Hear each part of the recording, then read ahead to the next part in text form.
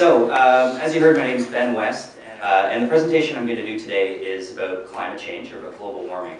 I know many of you are in classes where you're learning about climate change and about alternative energy and that sort of thing. So I'm going to try to leave a lot of time for discussion. We're in a center for dialogue, so let's try to have some dialogue. I'm going to go through a lot of slides relatively quickly, so if anything I say pops out at you and you really want some clarification, or if I use a short form or an acronym or whatever, feel free to interrupt me and just ask a question. I'll try to clarify. Make sense to everybody? Yeah? All right, cool. So, this was in the news yesterday. Did anybody see this news story? Actually, it was Sunday. So, worst ever carbon emissions leave climate on the brink. Apparently, according to the IAE, does anybody know what that stands for? No.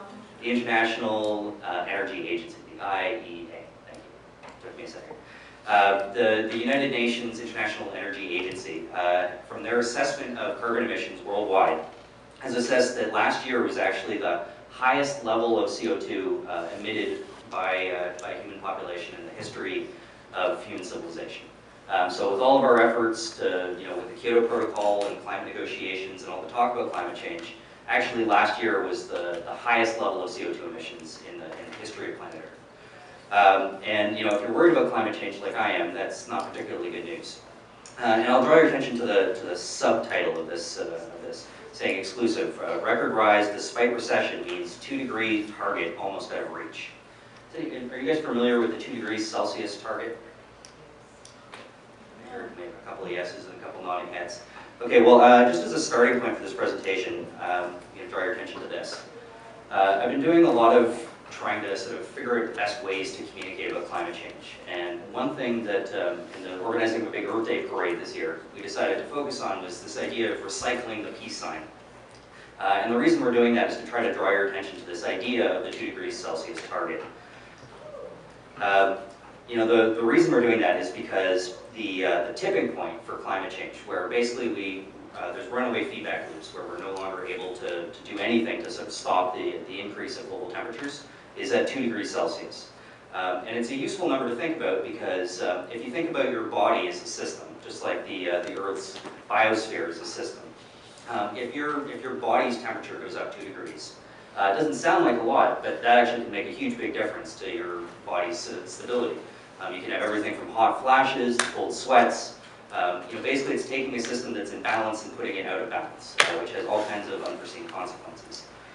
So for the global temperatures, when we're talking about an increase of 2 degrees Celsius, that's average global temperatures, basically what we see is that that's a tipping point, like I said.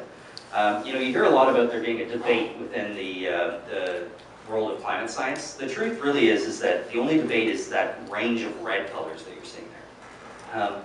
What we know for sure is that about a 2 degrees increase beyond pre-industrial levels is the point where we really go into these runaway feedback loops.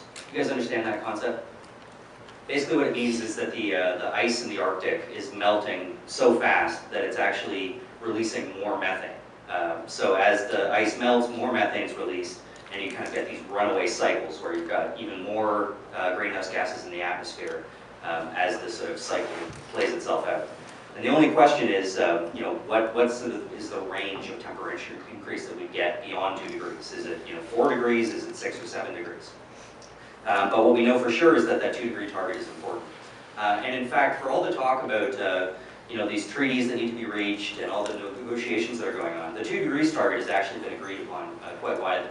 In fact, the G8 and the G20 have universally agreed to try to keep global temperatures beyond 2 degrees. The United Nations International Panel on Climate Change has set that as a goal. What's really missing is the steps to get there, how we actually stop the increase of temperatures beyond 2 degrees. So for anybody who isn't super familiar with climate change, and I think you probably all are, so I'll go through this relatively quickly, but this is just a real quick little refresher on climate change. So basically, greenhouse gases make the planet livable. There's nobody out there who's debating that greenhouse gases exist, that there's these heat trapping gases that basically keep some of the heat that's bounced off the planet from the sun and make the planet livable. Now the problem is that if you've got too much of these greenhouse gases, it actually makes the planet too hot. And if you think about it like this, I'm sure you've all seen diagrams of the carbon cycle before, right? This is the system imbalance that I'm talking about. You basically have an exchange between the trees, the ocean, and the atmosphere. And what you'll notice in this diagram, which is a very simplistic diagram, but I think it serves a purpose, is that there's one input, which is that represented by that factory, but it also could be an automobile, which kind of throws that whole balance system out of whack, because there's nothing that's actually cycling that back again. Basically, we're just taking stuff that's fossilized carbon underground and putting it up into the atmosphere. And so that's what's actually taking a balance system and throwing it out of balance. Sometimes the metaphor that's been used by some, like the David Suzuki Foundation, is a heat-trapping blanket. The idea is that as we increase the amount of CO2 in the atmosphere, the amount of greenhouse gases in the atmosphere, it's trapping more heat on the planet, and one way to look at that metaphorically is it's like a heat-trapping blanket. So I think at this point, the question is, okay, well, why does that matter? What's going to happen as a result of climate change? What is happening as a result of climate change?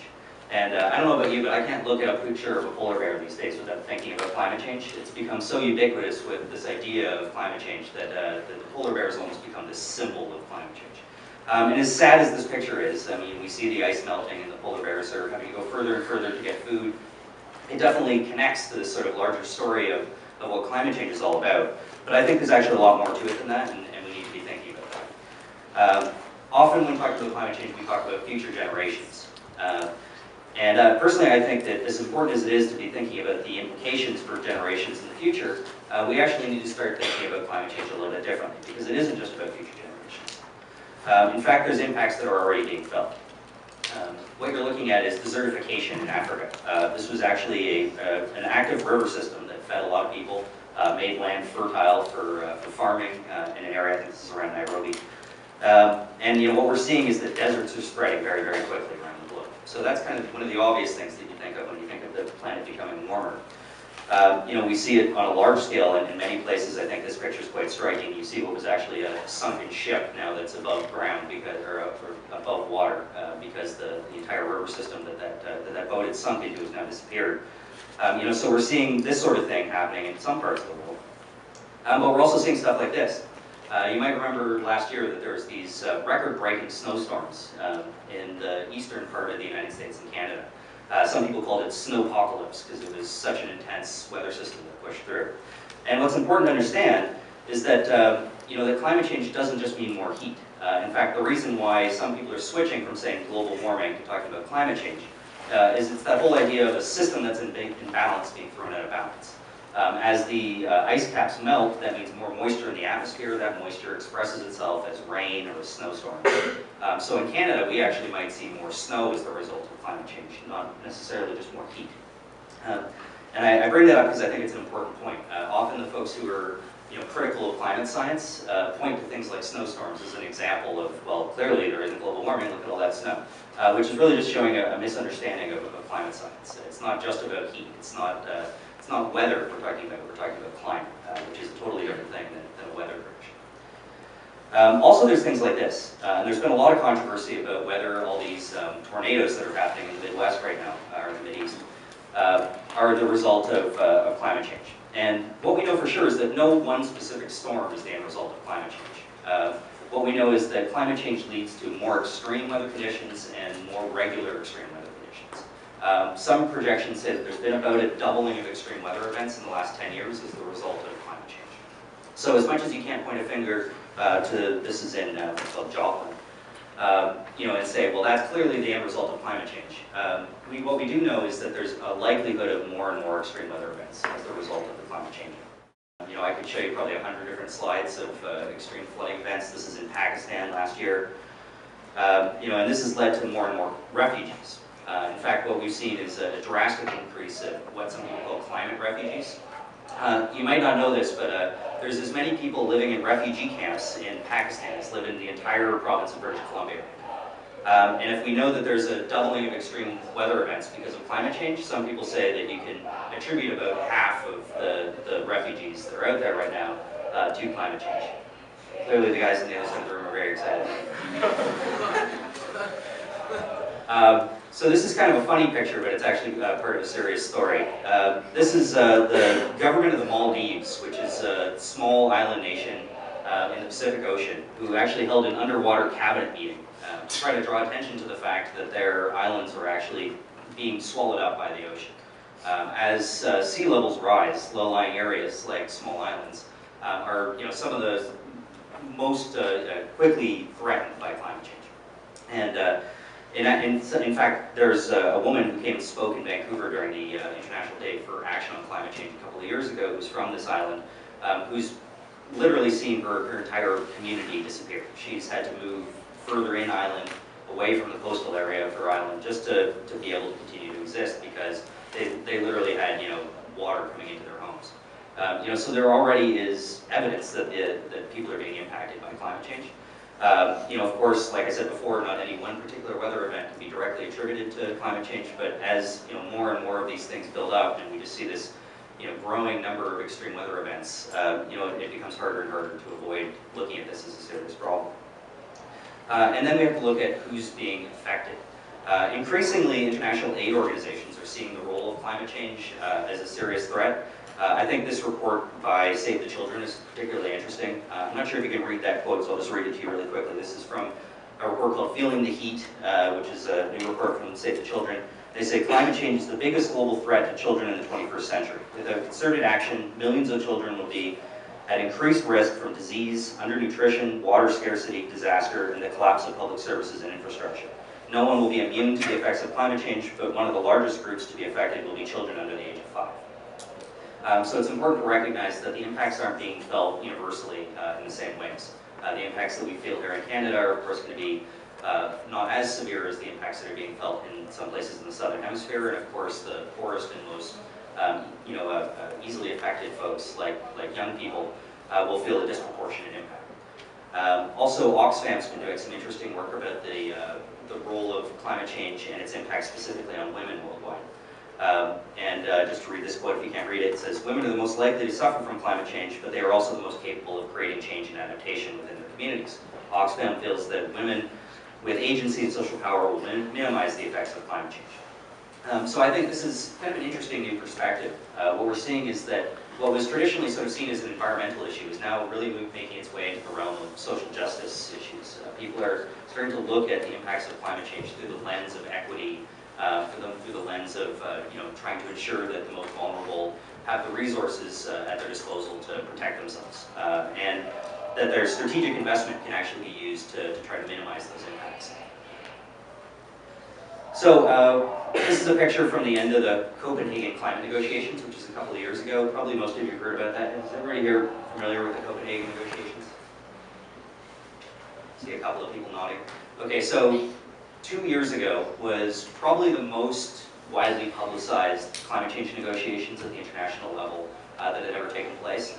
And that was because the Kyoto Protocol, which is the legally binding international treaty that's been signed by the majority of countries around the world, is coming close to the end of its lifetime. The Kyoto Protocol has targets that go up until 2012, and the schedule for that treaty was that in 2010 it would be renegotiated, which usually takes a couple of years to get to the point where you actually come to a final agreement. And unfortunately, at the end of the Copenhagen negotiations, there was no progress made. In fact, there were some pretty big steps taken in the wrong direction. The good news is that the United States and China, who neither one of which was actively participating in the Kyoto Protocol, China somewhat, the United States completely not, were at the table. But the bad news is that it made it virtually impossible to come to an agreement because their positions were so far apart. And those are the two countries with the biggest greenhouse gas emissions right now. Of course, the United States, per capita emissions, per person emissions are much higher, but China has actually become the biggest source of greenhouse gases on the planet, although per person much lower than many other countries. So at the end of the Copenhagen negotiations, many people, especially young people, had this feeling like, okay, well, our climate is now in our hands. If the world leaders aren't going to come to an agreement, time is ticking, the impacts are already being felt, we need to do something. So the question is, what are we going to do now? And then coming back to this 2 degrees metaphor here, and the Earth running a fever, I thought this cartoon was kind of cute. It says, you're running a fever, take 2 of these and lay off the carbon dioxide. So what are the 2 things that need to be done? Well, coming back to that recycling the peace sign, doing two things to try to reduce the impact of climate change or try to stop the increase of the temperatures from going up 2 degrees. Basically, I think we need to look at supply and demand, and supply and demand as it relates to fossil fuels. Because of course, greenhouse gases are the end result of burning fossil fuels. So what do we do about that? Well, first looking at supply, and I'll try to go through this relatively quickly because I want to focus a bit more on the demand side, which is where the alternatives come up. So I'm going to go through some information quick, interrupt me if I'm going too fast. I think first of all we need to look at what is the elephant in the room. And the elephant in the room metaphor basically means that there's some really large issue that's, for the most part kind of being ignored.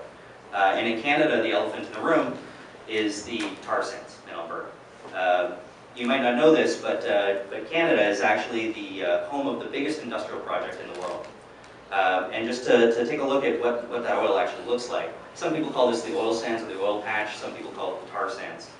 The reason why the name the tar sands is used is because that's actually what is what's in the ground. It's a substance that looks a lot more like tar than it does like oil. It's actually a mixture of clay, sand, and oil. And it's very energy intensive to process. Not only does it take a lot of work to get it out of the ground, but to actually take what you're seeing there and then turn it into products that can actually be used in an automobile takes a significant amount of work. So just to give you a sense of the scale here, that's somebody standing in front of one of the big dump trucks that's used to move some of this stuff around. And there's that same sort of truck in perspective in one of these mines. That's just one big mine in Alberta. And I should say that of these mines, that's just one of, I think there's about a dozen of them right now. And we've only excavated about 3% of what's actually under the ground in Alberta.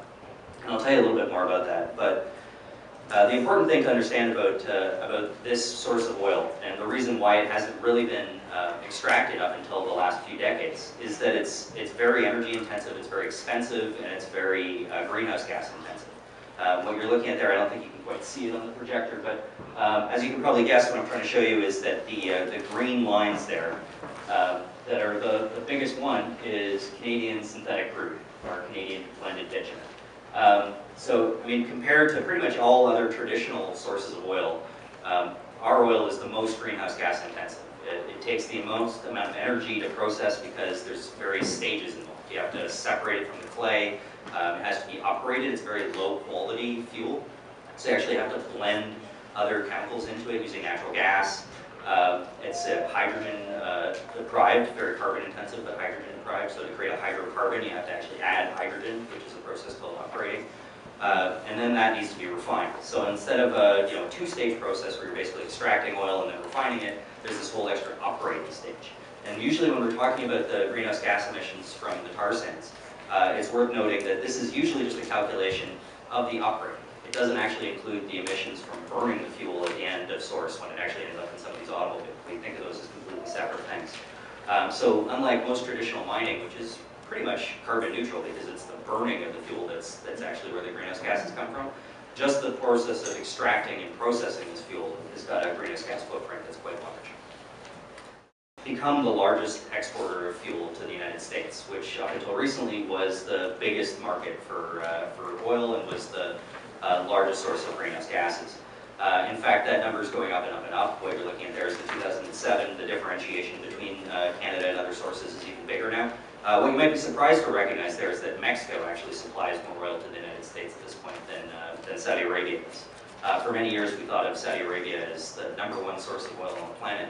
But actually, the reserves in Saudi Arabia is mostly the kind of light crude, the stuff that bubbles to the surface. And increasingly, those reserves have been coming out. In fact, if I go back to this slide for a second, the truth is that the majority of sources of oil on the planet are running out. And pretty much what's left is the hard-to-get stuff. So comparatively speaking, Canada's fuel is still more greenhouse gas intensive than most other sources. But what we're seeing is increasingly heavy crude from a variety of sources really being the staple. It's not the exception, it's now the rule. As we run out of the stuff that literally would bubble to the surface, those old TV shows where you'd drill a hole somewhere in your backyard and you get rich because oil would come flowing out of the ground. Those days are over. I mean, the stuff that we're actually using these days is primarily the much more difficult to access, much deeper, much more energy intensive to process. So in BC, what we're looking at is not only an expansion of oil to the United States, but also this plan of what's called the Gateway Project, which is part of the Asia-Pacific Gateway Corridor Initiative, which basically that plan is to expand the existing pipeline, the purple line that you see there that goes from Edmonton to Burnaby, which right now carries about 300,000 barrels a day of petroleum products. About 50,000 barrels are exported and the rest is used in British Columbia. To expand that by an extra 80,000 barrels a day, all for the sake of export. And it's only been since 2007 that we've actually been exporting from Vancouver to Asia. And I'll tell you a bit more about that in a second. And the other thing that's going on is this plan you've probably heard of called the Enbridge Pipeline, which is the red line that you see at the top, sometimes called the Gateway Pipeline. And that would be a massive, massive project. It would actually be the largest clear cut of trees in the history of the province just to build it. And as you can imagine, building an oil pipeline through the mountains is no small task. And it would carry about 700,000 barrels a day of petroleum products. And all of that would be for the sake of export. And of course, because it's further north, it's much closer to China and to Asia, generally speaking. So, I mean, if you're talking about a day and a half less travel in each direction, which means 3 days less travel overall, which makes it a more economically viable place to be shipping oil from. Now, of course, if you're like me and you're concerned about climate change, this is exactly the opposite direction we should be heading. If you're worried about the impacts of climate change, we need to be phasing out our dependence on fossil fuel, not drastically increasing our dependence on fossil fuel. But of course, there's a lot of money on it. So the process for deciding whether this Enbridge pipeline is going to be built is just getting started. But it looks to me like it's going to be very difficult for it to go ahead. I'll say a little bit more about that. Just a quick note on what you're seeing in the Fort McMurray area over there. The reddish kind of area that you're seeing there, that's the existing mines in the tar sands. And of that, not all of them are actually in production. And the area that you see that's kind of grayish or sort of orangish is the actual proven reserves. So just to put in perspective how much oil there is that we haven't even begun to access. That's basically what the resource looks like. Also, it's worth noting that according to some people's calculations, if we just use the oil from Alberta, if we stop using all other sources of fossil fuel around the world, we could actually put enough CO2 into the atmosphere to heat the planet beyond that 2 degrees Celsius target. So in that sense, Canada really has a very special sort of responsibility because since we have such a huge oil reserve, we have the responsibility of knowing that we personally could be responsible for making climate change a reality and getting beyond that tipping point. So crude oil tankers off the BC coast has become a really big issue in the last few years, and without getting too much into the politics and all the discussions that have happened with that, we can talk a bit more about that in the question section if you want. There's a big push to ban tankers off our coast. And the tanker that you're seeing there is one of the big ones, the kinds that carry about 700,000 barrels a day. Those can't pass through the Vancouver harbour. It's part of the reason why there's limits to what's possible in Vancouver, simply because it's a shallow, narrow, and very busy channel through the Burnaby Inlet. In fact, they've increased the dredging pretty substantially to get these guys through the channel. But it's very difficult to move big tankers through the Burnaby Inlet. And it's only been since 2007 when a risk assessment panel was very quietly brought together to allow much larger vessels to move through the Burnaby Inlet. And this is something that I've been trying to raise awareness about because nobody was ever told about this. There was no public consultation, there was no public meetings, there was no government process. In fact, when we first found out about it, we went and talked to government officials, and some elected folks didn't even know it had happened. It was largely industry representatives who were brought together on a panel along with the Port Authority to discuss sort of the logistics of moving bigger tankers, and they made a decision to allow these bigger tankers to pass. Of course, with things like the BP oil disaster, interest in these issues has grown substantially, and we've been able to raise some awareness about the threat of an oil spill. Of course, it doesn't really matter if oil spilled in Vancouver or in northern British Columbia. If you have an oil spill, it can, within a day, basically cover most of the coast of British Columbia, depending on the tides. So it's really not an issue of sort of whether it's better to have the tankers in the south or the north. We could have the same kind of impacts regardless where a spill occurred. Now, of course, there's a lot that's being done to improve tanker safety.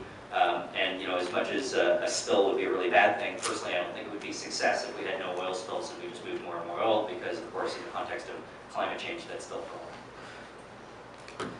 So just to put in perspective why this is important, what you're looking at here, and when I say important, I mean important to Canada's economy.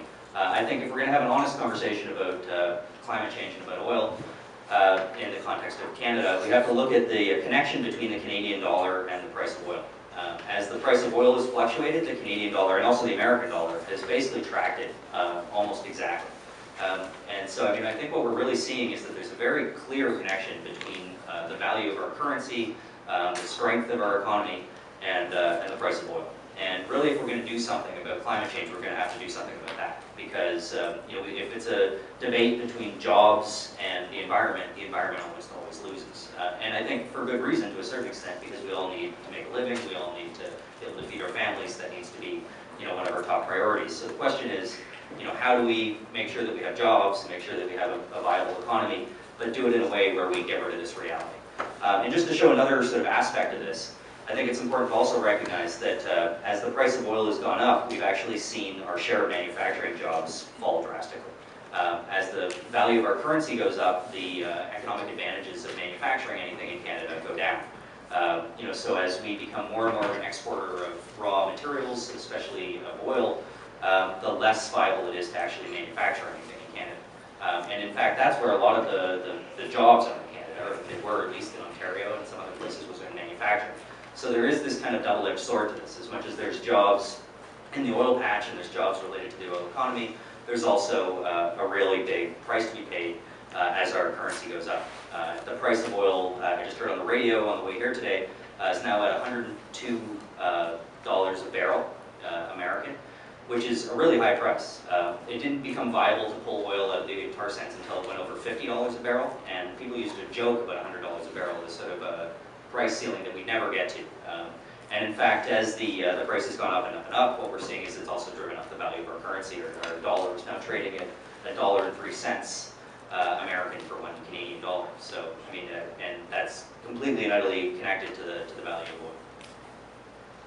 Getting to the demand part. So, so the second thing, we've talked a little bit about reducing supply. I think the way to reduce supply is to really just limit the ability for that supply to increase.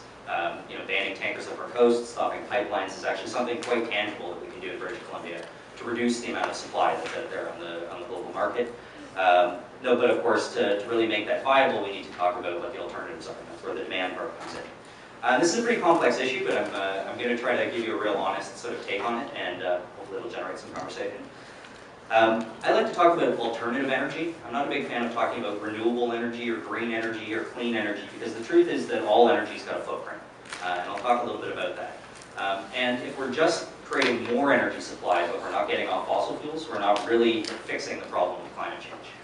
What we really need is alternatives to the existing energy supply. And what we'll find is that there really isn't one-size-fits-all solutions. There's different things that work in different places. The trick is to really look at where your energy is coming from and figure out where the greenhouse gases in your area are coming from.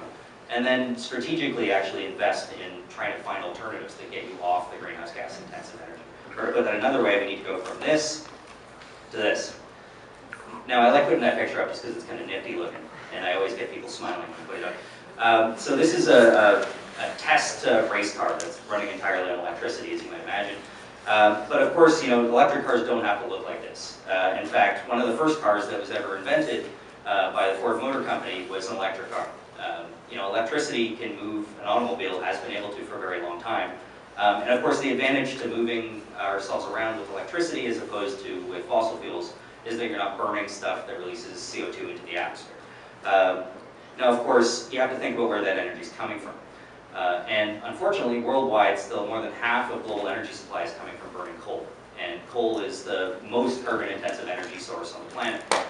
So when you bring up the issue of electric cars with people like the Canadian Association of Petroleum Producers, they quite rightly point out that electric cars in some locations are actually coal-powered cars. Which is actually worse than having gas-powered cars, because coal is even more greenhouse gas intensive than gasoline is. So putting it in that context, we have to think about not only our transportation, but also energy supply, of course. Now, I'm focusing specifically on automobiles here in British Columbia because that's the #1 source of emissions in British Columbia. In fact, it accounts for about 33% of emissions overall. It comes from personal transportation vehicles. So I think it's the #1 thing we need to be thinking about.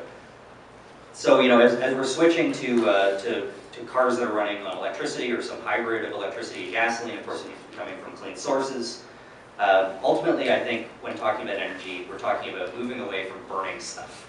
Now, it might seem like an oversimplification, but I think it's a useful way to communicate about climate change. And I should say part of what I'm trying to do here with this presentation is give you guys tools for talking about climate change. Because I'm assuming that you're going to be going out and talking to your friends and neighbors about this stuff at some point in time.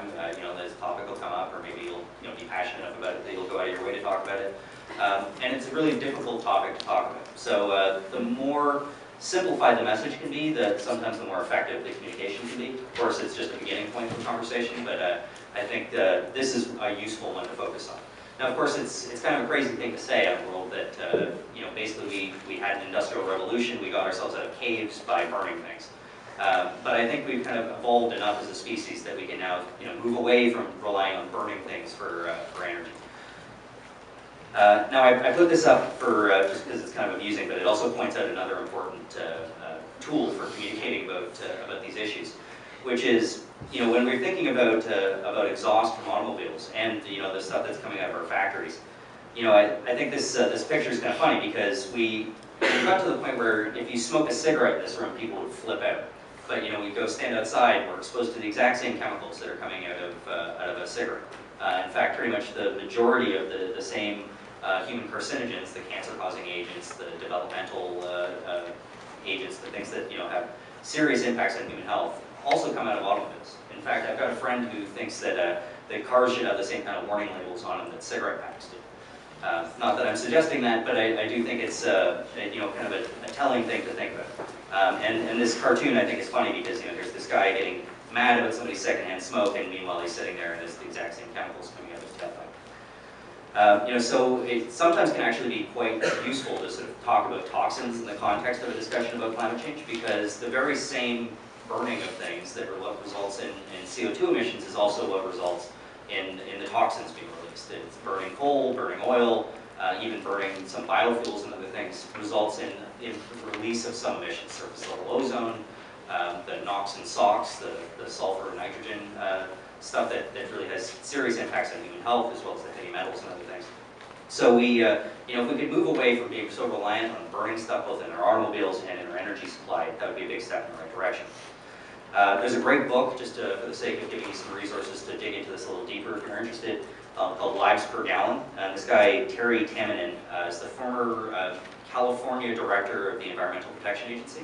And he was quite concerned about the toxins related to automobiles. And this very detailed book tells you a lot about what the true cost of automobile exhaust is.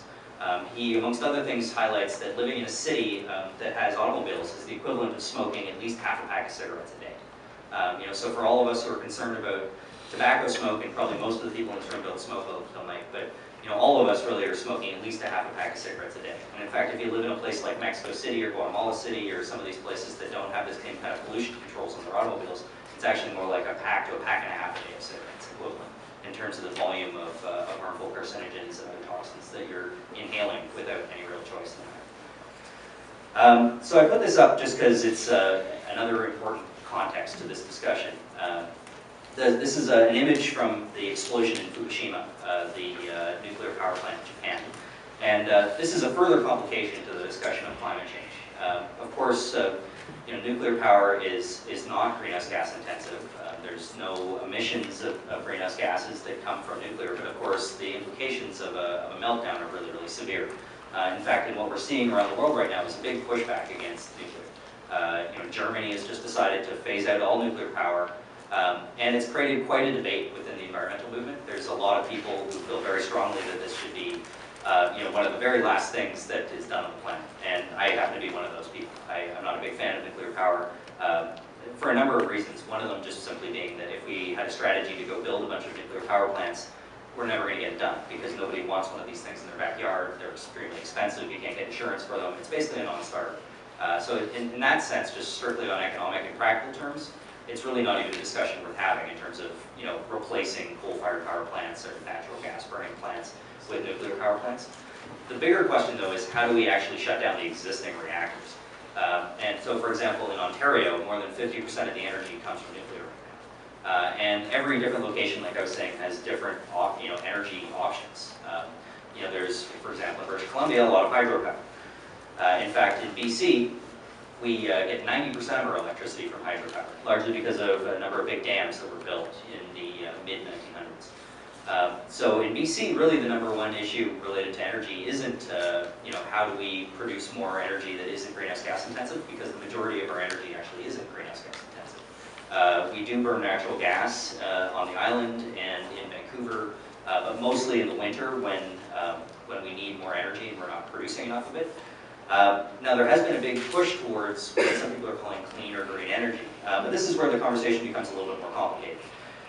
The organization I work for has actually been quite actively involved in trying to stop some of these projects. They are clean energy in the sense that they're not greenhouse gas intensive, but they do transform natural landscapes, some of which are salmon-bearing streams, into a very different sort of industrial landscape. And the problem is that, as I was just saying a second ago, I mean, really the time when we need energy is in the winter. And that's when we produce the least amount of hydropower. In fact, we have excess capacity right now when the spring freshet happens, when the ice caps are melting and the ice and the water's flowing through our rivers. That's when we produce lots and lots of energy and actually are a net exporter of energy at that time. But then in the winter, when there's actually significantly less hydropower, we're actually importing energy from elsewhere. And building more river power actually doesn't help us meet that demand, which is where this kind of concept of alternatives comes into, I think, in terms of sort of strategic decisions.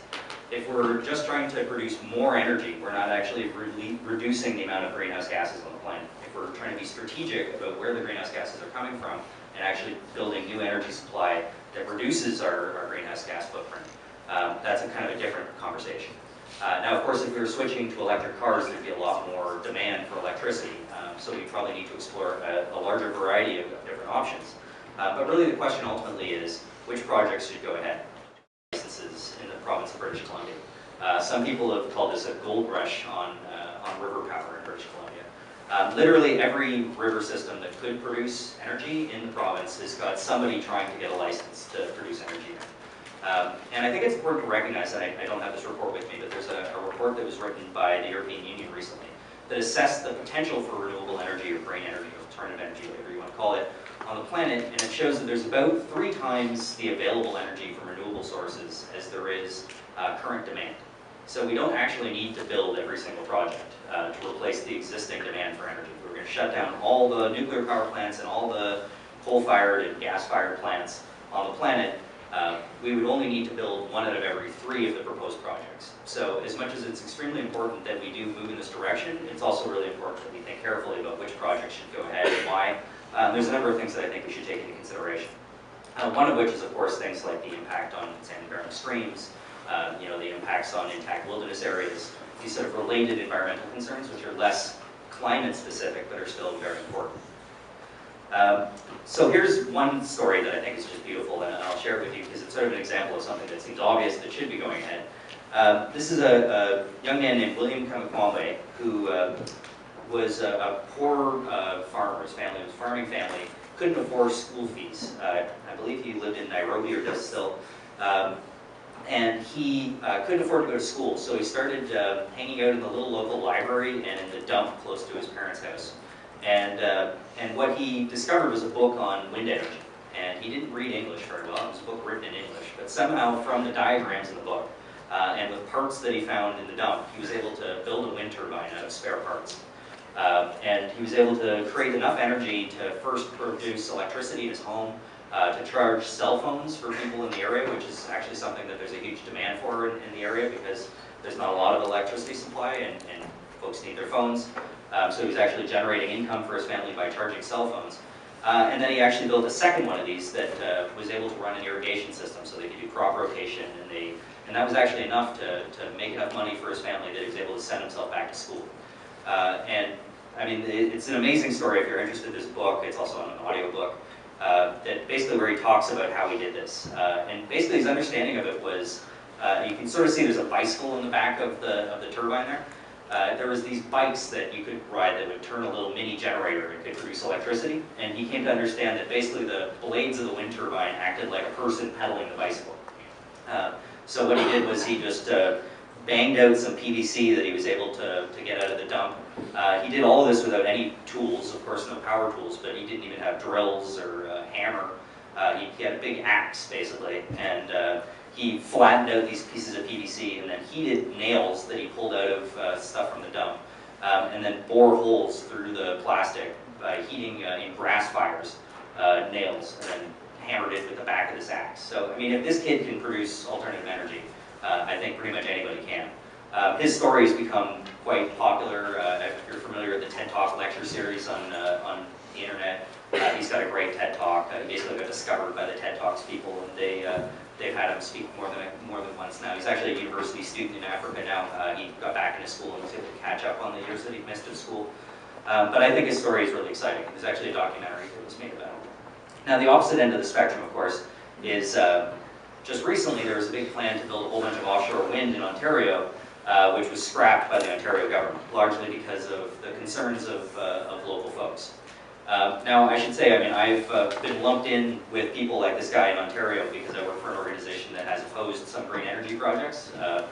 And I do think there are some arguments for some projects that are reasonable in terms of why a project should not go ahead. I actually don't agree that this project shouldn't have gone ahead. I think in Ontario there's a huge resource in terms of wind. There's not a lot of options in Ontario because they don't have, you know, flowing rivers like we do. They don't have tidal power access like we do, so their options are somewhat limited, but there is a lot of wind potential. And unfortunately, I think this was a real case of just not good community consultation, where government really tries to push through a project and doesn't communicate with the people on the ground adequately to really make the project work for them, to make it located in a place where people are happy with, to really have benefits that come back to the community. And what you end up seeing is folks who, you know, could actually be getting jobs and benefiting, maybe even getting some money generated into their local municipal government system if there's some local municipal ownership of the project, are actually becoming the people who oppose projects that they could, you know, actually benefit. And we just saw one example of this just recently in Ontario, just in February. A major offshore wind plant was canceled. So I think that what we need to do is get smart about green jobs and planning. And there's a few things that we need to be looking at in that context when thinking about how to create these kinds of green jobs. So a few things to think about: efficiency, stability, and location. My personal favorite form of alternative energy is geothermal heat pumps. Are you guys familiar with geothermal heat pumps? Anybody? All right, good, I get to tell you about it. So I mean, basically the idea is that there's a heat differential between the underground and on the surface. And basically by pumping water underground, you can either generate heat or cooling, depending on the season, which can replace the need for burning fossil fuels like natural gas to heat your home or to produce the electricity that's needed to run air conditioning. It's very efficient because it's close to home. You don't have to produce electricity, ship it through power lines, get it to another location, and then use it somewhere. You can do it right at the location on a small scale. It's relatively inexpensive. There's an upfront cost, but once it's installed, you're talking about free heat energy for now until whenever you move out of your house. And there are some places that are using this pretty effectively already. The Whole Foods in Kitsilano and the David Suzuki Foundation office that's above it uses geothermal heat pumps right now. And there are in some locations actually low interest or interest-free loans that you can get to build these kind of things. The cost is much higher if you're trying to retrofit an existing home as opposed to building a new home. But as we're looking at expanding in the Metro Vancouver area, we're expecting something like 30% of the housing stock will be new homes in the next decade or so, as about 1 million or so some odd people move into this region in the next decade or so. So if we're really thinking about how we build those homes, there is huge advantages to thinking about things like district heating, where you're connecting the pipes between a variety of homes in an area and running things like geothermal heat pumps. Now, of course, depending on where you are, there's big differences to what the sort of surface to subsurface temperatures are. And there's some real advantages to some locations. Some places you have to drill a lot deeper to really make this work. Some places you don't have to drill as deep. So once again, there's no one-size-fits-all solutions, but this is one technology that I think is really promising. Also, it's stable. This is energy that's available year-round, unlike wind power or solar power, where if it's really windy, there's good access to power. If it isn't, there isn't good access to power. So it's the difference between what's called stable baseload power or intermittent power. Intermittent power being stuff like the sun or the wind that is not always available. Stable baseload means it's available year-round, no matter on the weather conditions. Also, you can do this at a much bigger scale, and in fact, you could even do geothermal to create electricity. That's being done in some places where there's really good geothermal energy sources, like where you've got volcanoes with significant amounts of heat energy, heat and steam power underground. where you can actually turn turbines and run a generator which generates electricity. So you can actually use geothermal heat to generate electricity. It's significantly less efficient in some ways than just heating a home directly, but it is something that works in some locations, and is still a stable and consistent source of power, because you're not dependent on the sun or the wind. Another form of stable baseload power is tidal power. Year-round, any location that's got tides has got access to energy.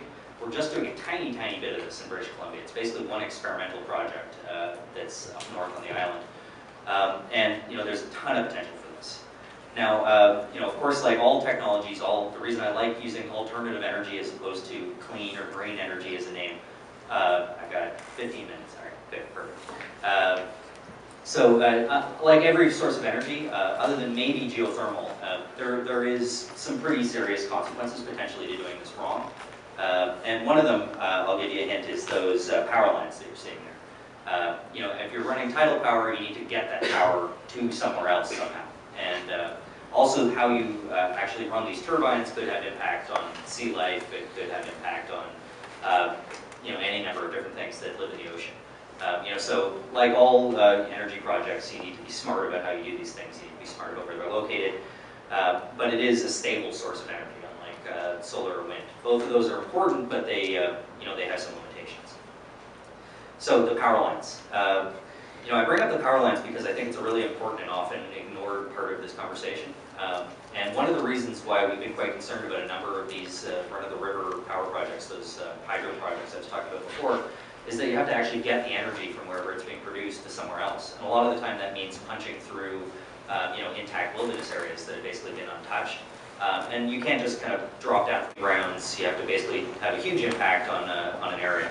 And often, the access to this power, whether it's tidal or river power or even wind power, is usually somewhere that's not right next to a city. It's up on a mountain, or it's a river that's somewhere out in the wilderness, or it's out in the ocean. So we have to think in the context of what these energy projects are, which ones are the right ones to pursue. These associated impacts, like where you're running these power lines. And of course, like I said, the roads have a number of impacts. Not just the actual impact of building the road, but then there's all the related impacts of the material that's in the concrete breaking down, making its way into the soil, which eventually makes its way into the water. The toxins that come out of the automobiles and the impact they have on the local agriculture, on the trees in the area. There's a variety of related impacts that come from building roads that go beyond the actual footprint of the road. But I will recommend one book that has a lot of energy information. This book by Al Gore is this follow-up to the Inconvenient Truth film. Basically, he spent about 7 years after Inconvenient Truth came out just exploring all options. And I think it's actually a pretty fair assessment. He just goes through every different kind of energy option in detail and gives you really just a very honest and straightforward sort of look at it. He talks about the politics, the economics, the viability, case studies of where things have worked and where they haven't.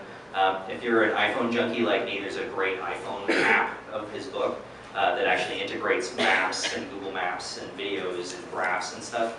So you can actually read the book on there and have all these little interactive pieces as you go.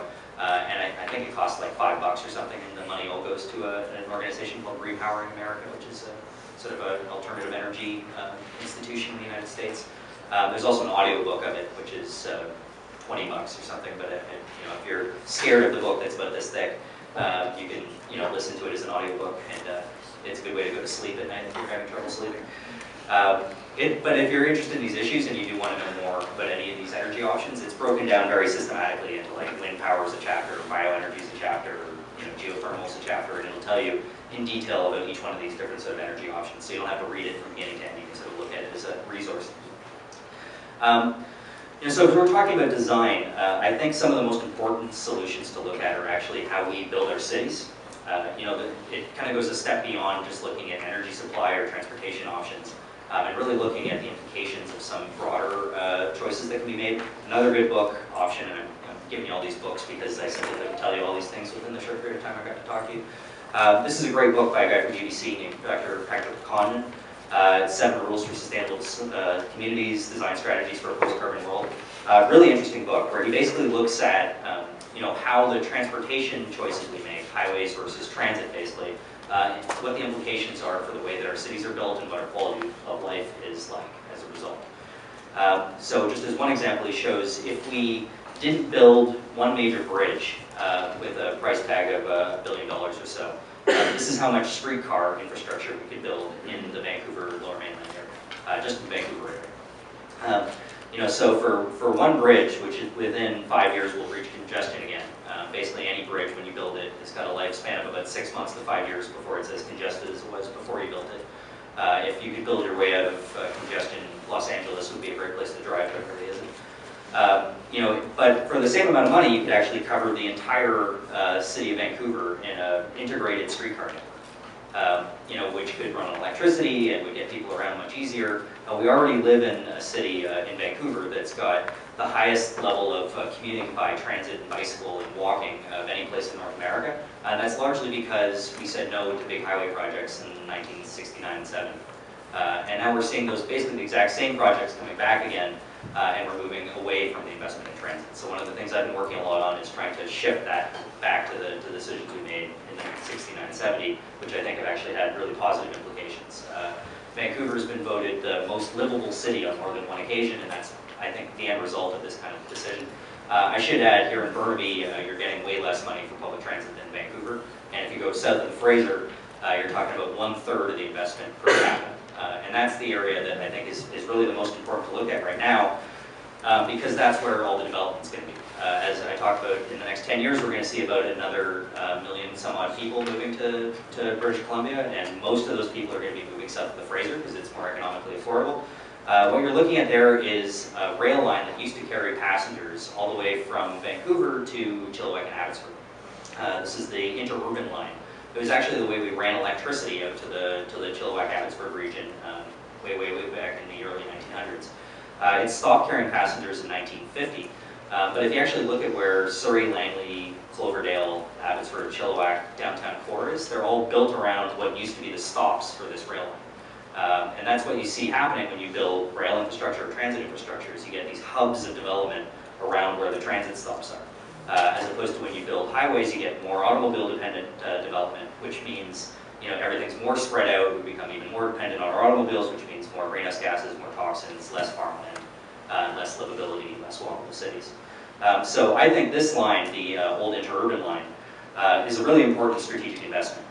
It's the kind of thing that we could do relatively easily because there's already an existing rail line, and if we brought it back into passenger use, we'd see a real increase in development around those hubs. And one of the ways that this could pay for itself, just to go on a small tangent, is often the transit authority often owns a plot of land around where the transit stops are, and they have incentive to then build high-rises and office towers and those sorts of things right around where those transit stops are. It can actually generate revenue that comes back into the public purse. It doesn't all have to come out of tax money. You pay for it up front, but then it recovers costs by actually being a place where the development happens. And of course, if you're living close to where you work and you're living close to transit, it makes your life a lot cheaper and more convenient. We're seeing in a lot of cities, this is in Oregon, a big shift towards streetcars and rapid transit of one kind or another. In fact, what we've seen in some locations is as highways have gotten old and started to crumble, we've actually been replacing them with transit options. In places like Japan, we've seen a big investment in high-speed rail, which I think is a really important thing to think about in terms of long-distance travel. If you want to do something about airline travel, which is also a major source of greenhouse gases, if you've got trains that are moving at 300 kilometers an hour, like these bullet trains, you can have a really big impact on that. I have a feeling I gotta go faster, so I'm gonna do that. Really important strategic investment in Canada, I think, is the corridor between Detroit and Quebec City. There's an existing rail corridor there. It's the highest density of population in Canada. It's also where most of the short-haul flights happen, people flying between Quebec City, Montreal, Ottawa, Toronto. If you took that corridor and you upgraded it to high-speed rail, you could move more people through that corridor. You could do the same sorts of things I was talking about in terms of generating revenue at the stops.